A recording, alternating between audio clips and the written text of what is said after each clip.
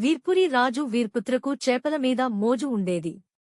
చేపలు లేని భోజనం అతనికి అసంపూర్తిగా అనిపించేది.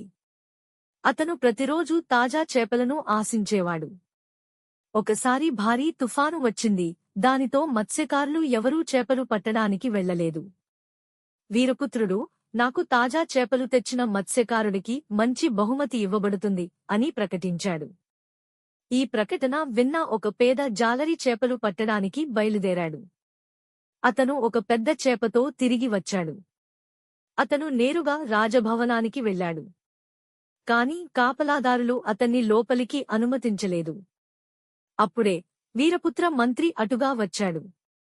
ఆ మంత్రి, నేను నిన్ను లోపలికి అనుమతిస్తాను, కాని నువ్వు పొందే దాంట్లో సగం నాకు ఇవ్వాలి అని చెప్పాడు. మత్స్యకారుడు అందుకు అంగీకరించాడు. వెంటనే అతన్ని లోపలికి అనుమతించారు. ఆ చేపను చూసి రాజు చాలా సంతోషించాడు.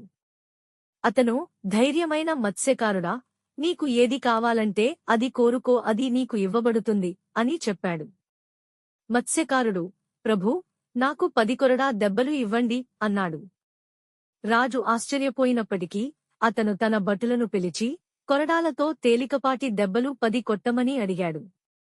మత్స్యకారుడు 5 కొరడా దెబ్బలు తిన్న తర్వాత అతను, దయచేసి మిగిలిన కొరడా దెబ్బలను నా భాగస్వామికి ఇవ్వండి అన్నాడు. వీరపుత్ర ఆశ్చర్యంగా, మీ భాగస్వామి ఎవరు అని అడిగాడు.